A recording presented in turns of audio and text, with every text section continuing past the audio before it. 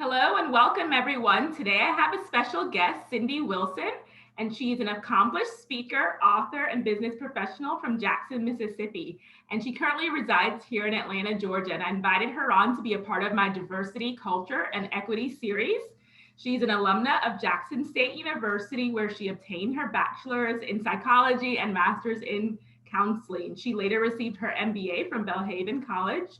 She's committed to positively impacting her business organization with her focus on recruiting, mentoring, diversity, and inclusion.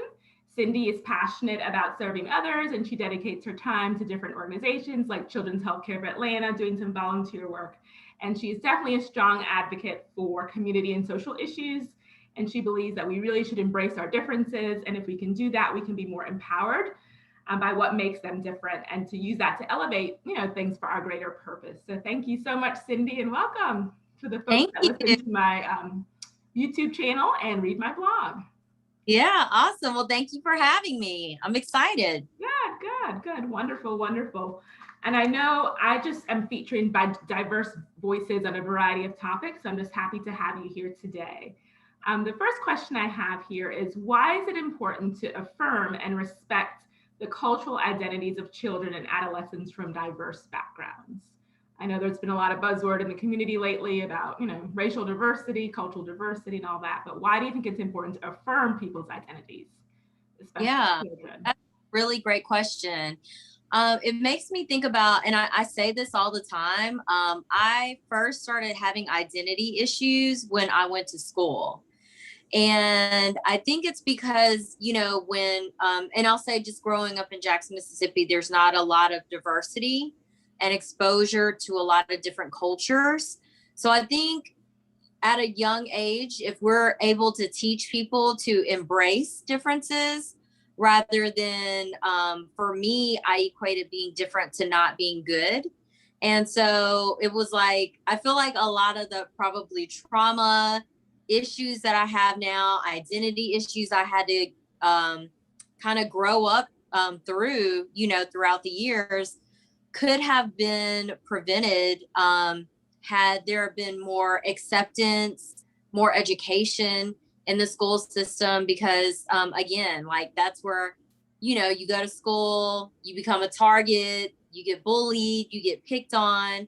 And so, like I mentioned before, just teaching children to embrace those differences instead of making someone a target for being different. And it just always fascinated me that the teachers, I'm sure that they noticed or saw a lot of those things happening or would hear them, but like I just don't remember a situation where a teacher intervened on my behalf.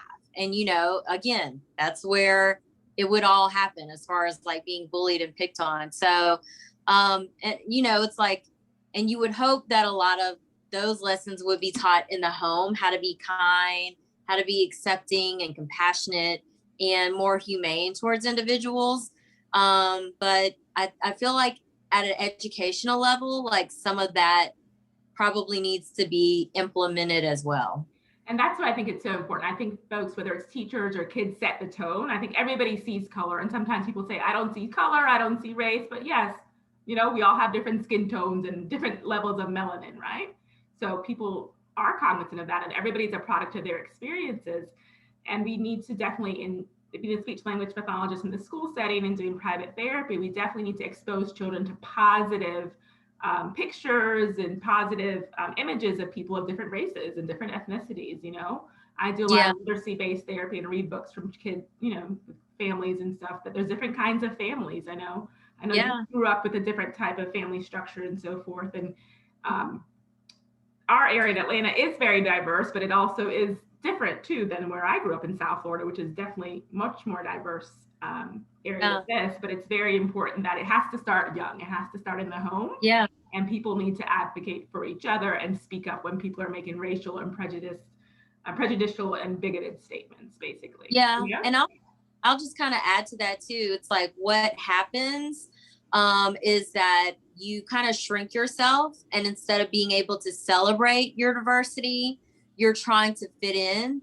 to be like everybody else. And it's just, it's not authentic and it's not comfortable, you know? And then it's like, then you become somebody like me that throughout the years, you're trying to, you know, really get to the point of acceptance and being able to be okay with who you are, because you've always tried to fit into the societal standards of what's normal or what's acceptable. Instead of being able to now, you know, like now I celebrate all of those differences about myself, you know, that make me the unique person that I am. Right. And I think definitely we have to embrace racial diversity, cultural diversity. I would say I'm Black, but I'm also Caribbean culture, right? All the different intersectionalities there, you know. I've lived in a variety of places too. And just because you see somebody one place, you have no clue where they're from or what their upbringing is. And I have family that lives all over the world. So they are Black and they are Caribbean or multi-ethnic, and they live in American culture, Canadian culture, European culture, Belgian culture, Singapore. Like my family is really lives all over the place. So I just enjoy these dialogues about diversity and culture and all of that. I think it's a very important. And I love working with children, you know? So I think it's important that we really respect. The biggest thing is respect other people's culture, right? Respect people's culture, respect their upbringing and their backgrounds and so forth. And I love to have these dialogues. I know you're from working in the business sector and I'm more school-based and also private sector, but I'm all about community building. That's why I invited you on today, just because how do you think communities can really work together to reduce racism and prejudice against Asian Americans and other nationalities in the United States? And Asian hate crime, we know, has been on the rise, which is horrible. Yeah. And then against Black people too, which is terrible, you know? Yeah.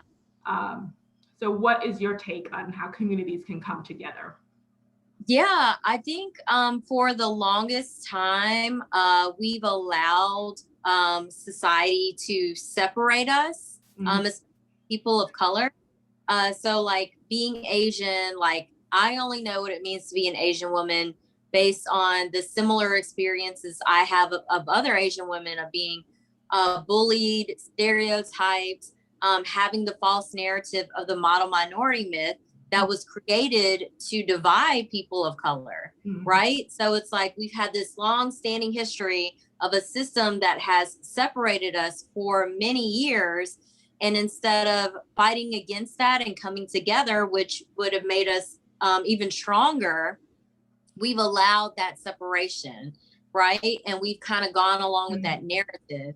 And so I think one, you really have to come to terms with what the truth is, you know, and learn about each other's history and how we even got to where we're at now. Because I know with everything that's going on with the Asian community, and I've done a couple of interviews, like people are always asking me like, well, what about, you know, the Black community not, you know, supporting Asian people and vice versa.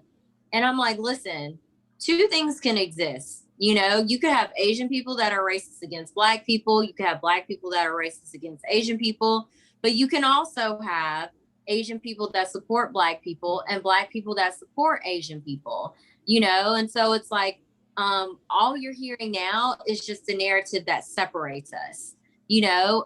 And for me, I cannot allow people to say, oh, all Asian people, like, I don't, you know, like, I don't care if they support us because they don't, you know, I'm not going to support them because they don't support us.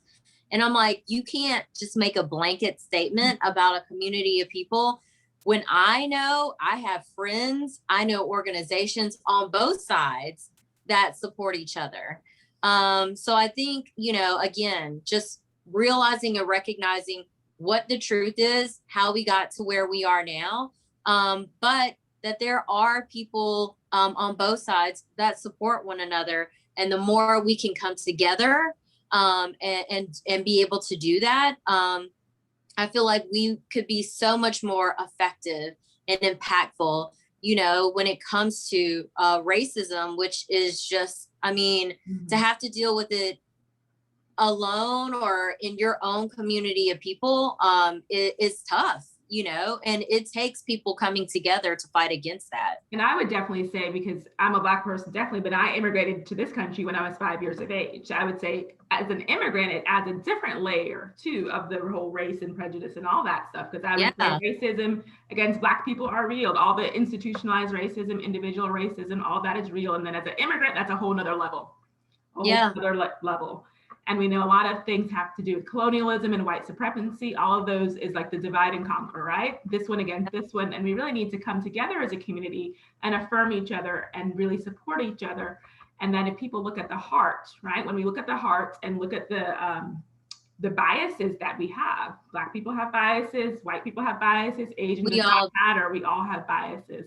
Yeah. So I think this is a time for the nation to self-reflect and really to check their biases and to be to reflect on them and see how they can work on reducing them and eliminating them. And then it starts in the home, right? So in a school setting, that's, I work at a very diverse school. I serve a very diverse clientele in my private therapy when I'm doing private therapy. But this is an important topic for me because we need to raise individuals who are kind and compassionate and loving and non-racist.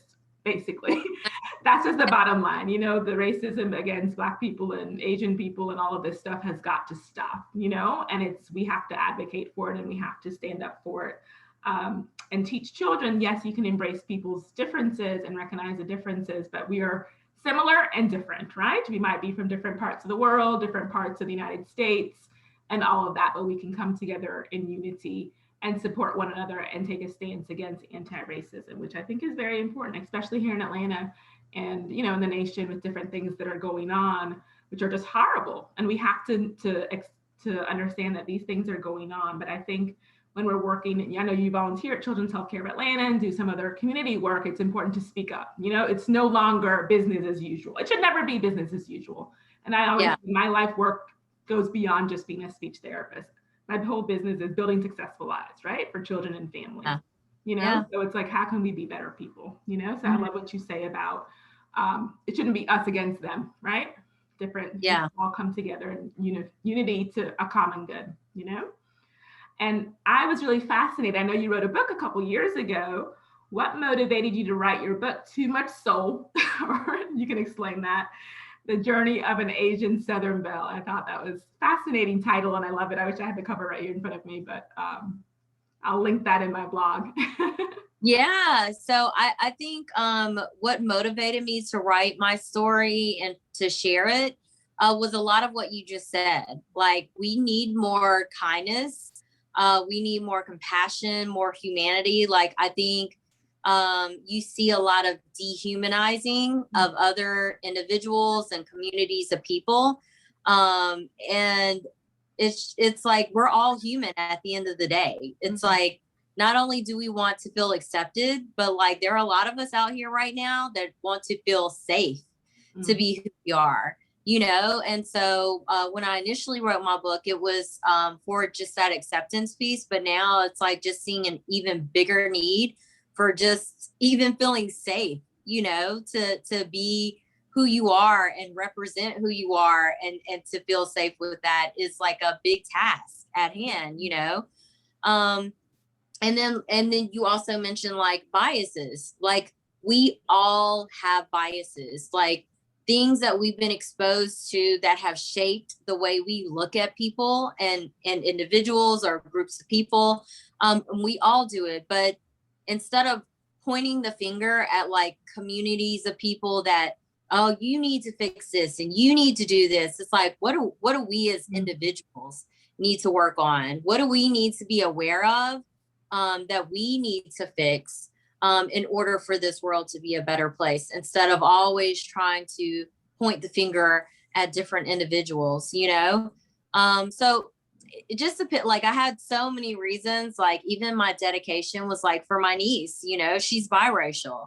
And I don't want her to grow up in a world where it's like, now, if you're biracial, you have to choose, well, are you Black or are you white, And for her, it's like, there's nothing wrong with, and it should be okay for her to be able to embrace both of those sides about herself and not feel guilty or ashamed or any kind of way, you know, but to be proud of the person that she is, and knowing that her parents have differences, but their love is what brought them together and, you know, created her and made her into this wonderful, beautiful person, you know.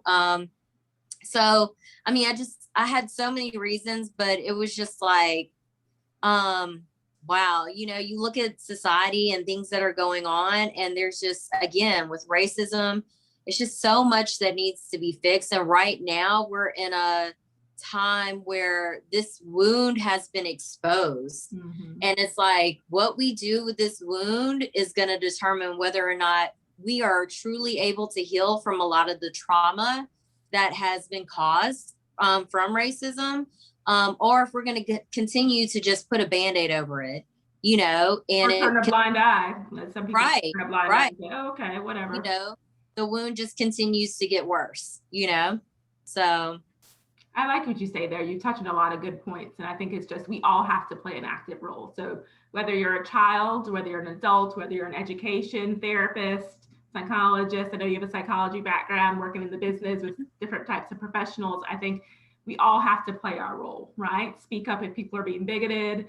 If you do volunteer work, wherever you do, to play, everybody plays a role, you know, and it's not an overnight fix, but we need to acknowledge it and go beyond to say, I'm not racist, to what are you doing about it? It is a problem, so what are you doing about it, you know? right. And I'm really big on multiculturalism. My family's, you know, variety of backgrounds and so forth, and it's important. I just love to support multiculturalism, right? We're from different cultures mixed up in the United States of America, you know? Native American culture, Black culture, all these different cultures laid on top of each other. And we should be more like a melting pot, but to be honest, in a lot of ways, we're more of a salad bowl. This one over here, this one over here, this one over here, this one over here. We need to be more a melting pot coming together. So that will be a time, and we can't fix all the social issues, but I think we all can play our role. So as a speech language therapist, I know I try to do a lot of diversity in my lessons that I do, be culturally responsive, celebrate people from different cultures in the books and the therapy materials that I use, and have different hues and melanated hues. The toys that the kids play with, if I'm doing early intervention, different types of dolls, and if it's older kids, the books and fiction and nonfiction, you know, to try to weave that in. And with your niece, you know, it's good for her to, you know, have different acceptance too. So I'm sure with her, you know, family, the toys that she plays with, the cartoons she watches, the movies she watches, just to have that self-love and the confidence to be very bold, you know, in who she is. So I have a niece who says she knows all about her Caribbean culture, and she knows all about beef patties, and oh, damn it, Daddy gave me beef patty, but it didn't spice my mouth. She means it didn't spice my mouth. And then her mom's from New York, and they live down here, you know? Because, you know, like me growing up the way that I did, and like having those identity issues and not really feeling like I fit in, I've always been open to learning about other cultures and just kind of seeing like where I feel most connected. And it's like food with different cultures always makes me feel connected. So it's like, you know, they talk about cultural appropriation, but I say I have major cultural appreciation. Good. You know, like I go, especially when I travel, it's just like it opens your eyes to just so much more that's out there and like the differences, but like in a good way. Yeah. You know, when it comes to food and people and culture and, you know, practices, and I just love it. I love to be exposed to different communities of people and different cultures. Yes, I think it's great. I love to travel too, because my family lives different places and I can stay for free sometimes. Yeah. In the hotel part of the time and stay with them, which cuts down on the expense, but it's fun too, you know, and it's, but through travel and going to different places, you can really get to experience and immerse yourself in the culture. So not just staying in the touristy parts, getting down and seeing what is it really like to live here? What's what really go on here, you know? See what's going on, you know, good information. So I will definitely put your information about your book, growing up in Jackson, Mississippi, as an Asian person growing up in Black culture, basically African-American culture in their family and so forth. What do you want speech language pathologists and educators to know about fostering successful school environments? So we've kind of touched about this a little bit. when teaching children from Asian American or diverse cultural backgrounds? Yeah, I think a lot of what you said, like representation matters. Mm-hmm. Like I think I wouldn't have had to go through this long journey of like being able to accept myself at such a later age had I seen more representation. Mm-hmm. You know, it's like even now, you know, being older and like Crazy Rich Asians come out and like everybody embraces it and you're like, oh, now it's cool. Like what? You know, and like Bling Empire and all these other movies or shows about Asian people, which for me, you know, growing up in Jackson, Mississippi, I only knew two other Asian people and they were both Chinese, but I was Korean. So it's like now because we have access to so much when it comes to entertainment or whatever information, like being able to see Asian people represented in different ways and the different ethnicities, you know, is just so important. And it's like, even with my niece, like, I'm always paying attention, like to the dolls that she's playing with. And like, she has every hue of dolls, you know, and I'm always like, you know, paying attention to like how she embraces her curly hair and all of that, you know, that she doesn't feel like she has to, you know, for her birthday, she does have like crazy curly hair. And I was like, well, let's just clean it up a little for your birthday. And she's like, I don't want to be clean. I don't want my hair to be clean. I want it to be curly and crazy. I'm like, all right. So we just flipped it out and then kept going and called it a day, you know? And that's the thing that I say it's not crazy, it's big hair, don't care. You know what I mean? Yeah. So all those little things that we say, it's like, why does it have to be wild and crazy? You know, I don't see anything by that. I'm just saying, you know, that's just hair, you know? Yeah.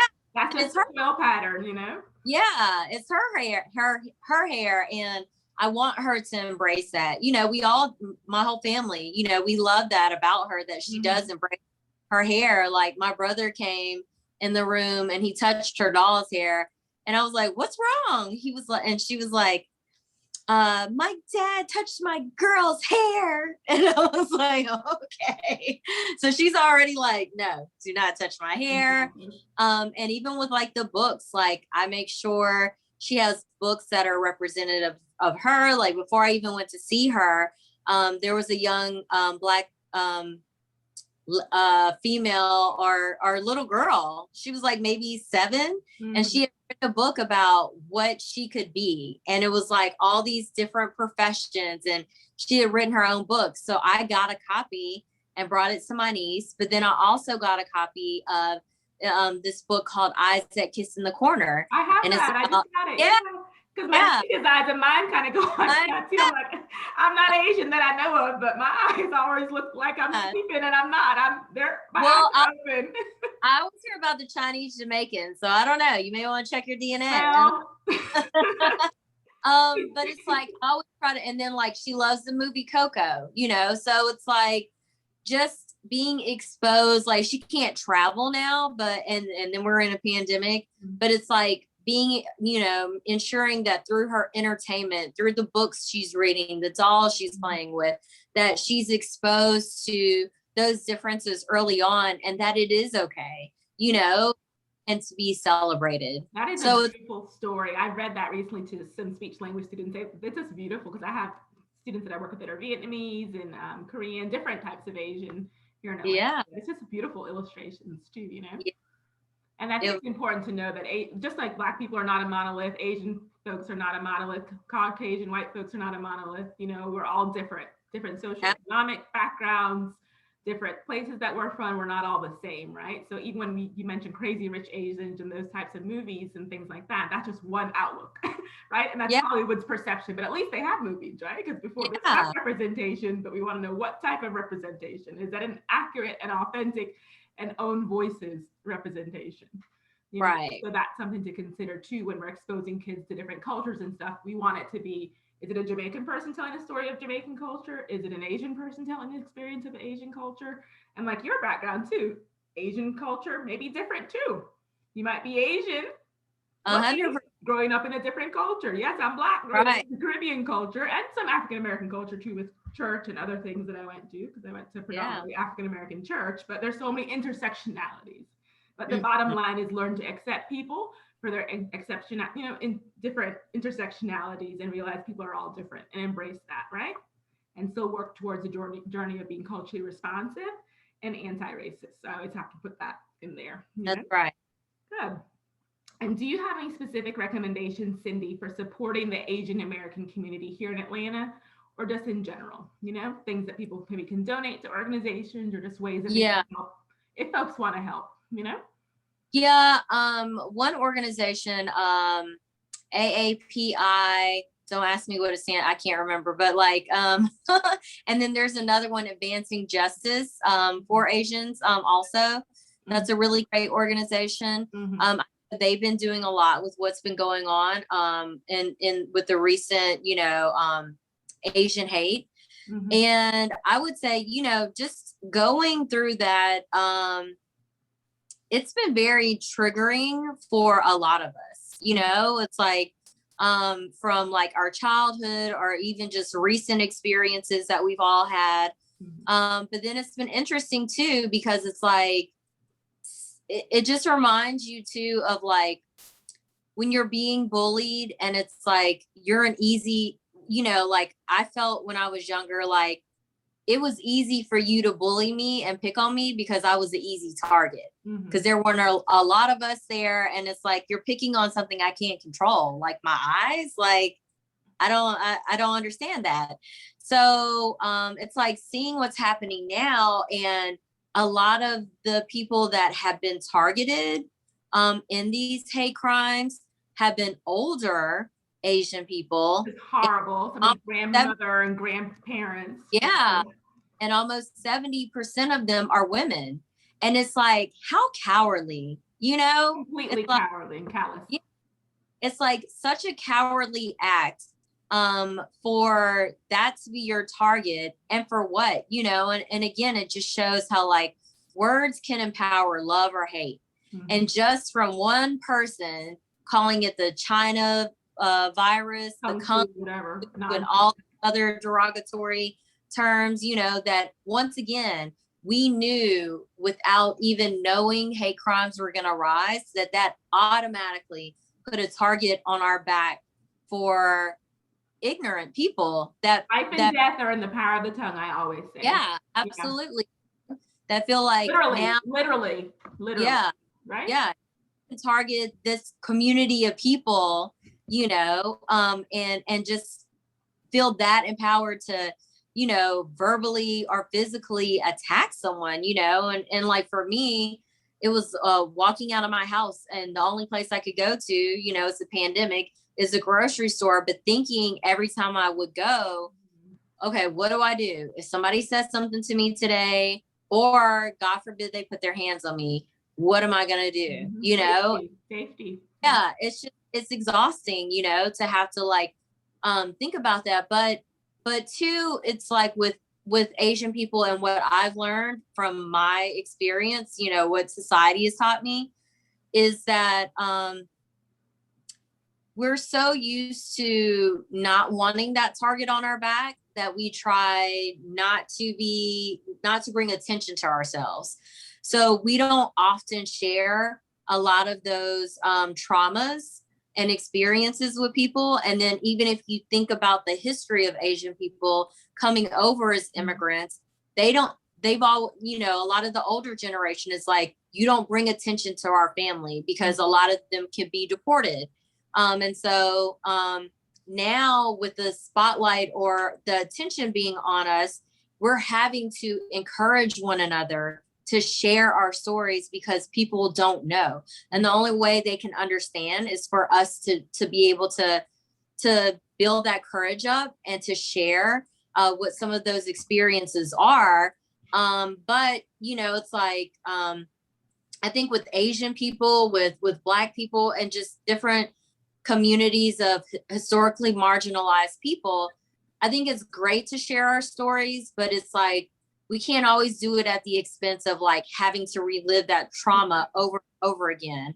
So it's like, as a society, how do we set, like, be proactive and set that positive space for people before situations like that have to happen. Like when something tragic happens, it's like, okay, share your trauma. And then it just recreates that all over again. But it's like, instead of that, sometimes it's necessary, but also in addition to that, setting those spaces before those things happen, so you have a better understanding of individuals. And so what I was able to observe was that support was something that we are not used to, and again, we're not a monolith.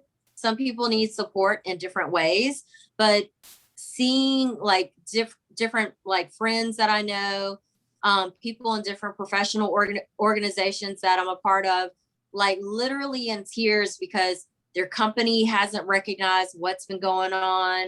Their coworkers, like people you see more than you probably even see your family and friends, not even acknowledging what's going on. And like, these people are hurting, and it's like, sometimes it's awkward. You don't know what to say. And I do it every time I know somebody has lost a loved one. I probably retype a text message 5 times, but send something like, hey, I just wanted to check on you. How are you doing? I'm here for support if you need me. Something, but it's like, what I notice is like sometimes silence can be even louder, because then you're like thinking about your family or your friends that like are coworkers that haven't checked on you. And you're like, why do I not matter? Like, the things that are going on with me and my community, does that not matter to you? So, I think right now, just at minimum, reaching out and just letting someone know that you're thinking about them, especially with everything that's going on, and like, how are you doing? How can I support you? And I think you touched on a lot of excellent points there. People need to have that's why I love the sense of community. People need to have a sense of community and feel like somebody is checking up on them, whether it's your immediate family, a friend, a coworker. But a lot of times I think this whole race and all this stuff going on in society is considered taboo to some people. They think they're not supposed to bring it up, and have a discussion. But like you said, the silence can be deafening. But at the same token, I would also say people have to have their own boundaries. I know for myself, I personally set boundaries too. Right? Yeah. I know when I need to unplug, and my mom's a clinical psychologist, so she'll tell you when you need to unplug, you unplug for your own mental health, your own self-wellness. So I will definitely unplug and do whatever I need to do for my own wellness too. So sometimes you got to practice that self-love. And when you're willing to share different things, then you share different things, right? Yeah. Well, and I was going to say too, that I went to a vigil for the Asian women whose lives were lost in Atlanta. Mm-hmm. And it was beautiful. Like, it was represented by, like, you had monks, Buddhist monks there, and then you had like pastors there. You had people, represented from like the Black community, the Latino community, the Jewish community. And that's what needs to happen, is like just a solidarity of support of all of our communities together. Yes. And I love all that you share, and that we can look at, I think I wrote down here, the Advancing Justice Organization, and AAPI, which I think is Asian American Pacific Islanders Association. So when I write up this and share it with my audience, I'll list a couple of those resources. And some people just need to educate themselves on these topics too. Some people may not be interested, but they need to be, right? Yeah. Because we live in a diverse society, increasingly global society, and people of color, regardless of what level hue, we are the global majority. I actually reject the term minority. That's just something.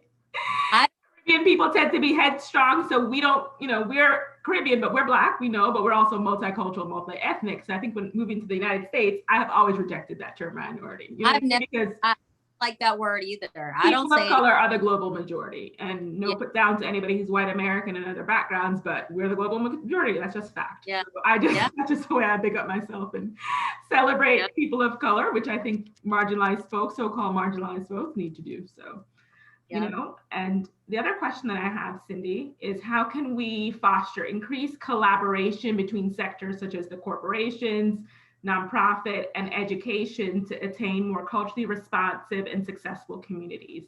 And we touched a lot of that unity, but Yeah. any other final Well, thoughts about coming together? Like, I'm a speech yeah. therapist, you're a business professional. I think it takes coming together. So how else would you, I think, now what you're seeing with a lot of corporations, especially, is their stakeholders holding them accountable. mhm. So it's like, it's interesting because it's like, corporations operate on like, in order for this business to work, this has to work. And Mhm. so now you're seeing businesses move in the direction of like, in order for this business to work, you have to embrace Mhm. inclusion, being more inclusive Mhm. of your coworkers. You have to embrace people being of diverse backgrounds, and the importance of equity, right? And so it's like now people are like, what? We're at work. What is it? And um, but it's like companies are treating this like a business objective. Like you can't say, no, I'm not going to do this initiative, because I just don't want to. Like this is starting to become just as, if not as important as those business objectives. And I think once you kind of align those two together, and like seeing these businesses really move that piece forward, I think you're going to see a lot of some really great change if people do it in the right way, where it's not forced, but it's like they understand, like, listen, in order for you to work here, this is what you're going to have to embrace. And I think we need strong leadership across the board. Public school system, private school, private sector, business, all the sectors have to come together and have bold, intelligent, strong leadership. So the folks who are lagging behind and not on this diversity inclusion train, who are like, whoa, what's this going on? This is the wave of the future. Diversity, we are a diverse group of people in the United States of America. Check your DNA. We're all diverse. Right. Every single person is diverse. So we need to embrace and get on the same train. And it's for positive community building. It's not just to say here, there, we're better than this person's better than this person. It's to come on the same train and know how are we working together for a collective good to build a better society, whether it's the educational society, public service, community, all these different communities. It's important to have solidarity and to understand that we can come together and work. It's going to take some self-reflection and some pivoting and some different thought processes for people to go through. And it's going to be a process. It has to start from the top, if you don't get that buy-in from the top, like it's just not going to work. And they have to be very clear that this is the direction that we're going in. So, and it's going to take bold leadership. You can't just speak like, I'm all about positivity. Gratitude is something that I practice. It means you make the best with what you got, but you recognize what's going on in society and know things are not always wonderful, but it's how you reframe it, right? Toward something positive can come from it, And I think multiculturalism is something that we need to all embrace. Diversity, inclusivity, equitable. To be equitable is giving in special education and speech language is embracing, giving a child and a family what they need to be successful. Whether it's language accommodations, literacy accommodations, memory accommodations, specialized training, and so forth, equity. And in the business sector too, right? Equity, making sure that colleagues have what they need to be able to do their job effectively and to be embracing of different people. This is such a wonderful dialogue. I think we can go on and on about these topics, Absolutely. I think it's just a very important topic, and I think the bottom line is that we are similar in ways and different. And then just moving forward, the United States has a lot of growing that it needs to do. It's a great country, fabulous country in many ways, but there are some wounds that need to be healed and things to move forward in a positive. So whether you're a millennial, child, all of that, we can all come on board to support one another and build a better future, future for our nation. That's just where we're sitting at right now, And I appreciate you so much, Cindy.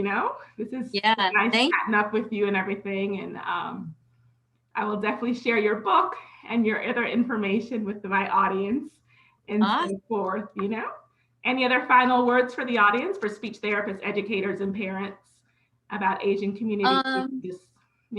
Well, so I forgot to mention this at the beginning. So I'll probably just close with this, but I saw a quote the other day and it said, racism is child abuse. And I had to think about that. And I was like, that's a very strong, powerful statement. But the more I thought about it, and it's like you think about racism and then you think about child abuse and it's trauma, right? And it's like, I think about, it's like when you listen to people of color and are, and they talk about their experiences as a young age dealing with racism and like how it just impacts their life throughout the years, and it's like, you have to like be very mindful to like work through that, whether it's through therapy or self-love or meditation or whatever. It's like it has a huge impact throughout one's life to have to experience those things, I think, it's like just really challenging people, and not just when it comes to racism, but just with how you treat other people. And it's like, you just never know the impact that you could have. Like in my book, I share stories of people that have created trauma in my life.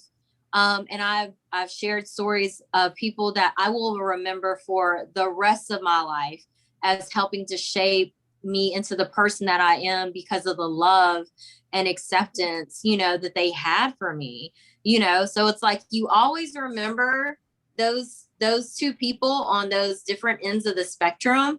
So just be very mindful, of like how you treat people, how you teach your children, to how to treat people. And then how you teach people how to treat yourself, So, yeah, I mean, I would just close on that because, again, when I saw that, it just really made me think. And it's just like, man, it's like, just the actions that we have towards an individual, how it can impact them in one way or another is so powerful. And we shouldn't take that lightly. Yes, and I think we owe it to children and families and so forth to just be cognizant of all that, to work on being anti-racist. And this is a quote that I saw you mentioned previously by Sir Winston Churchill: diversity is the one thing we all have in common, celebrated each day, right? Because we all have our individual differences, So thank you so much, Cindy. I love chatting up with you, and I may have some other guests come back for a panel discussion maybe in the summer or so. So I'll have to keep you posted because I have a lot of colleagues and associates that we love to chat about all sorts of wonderful topics. So I say wonderful, pressing topics. Racism is not wonderful. Nothing is wonderful about that.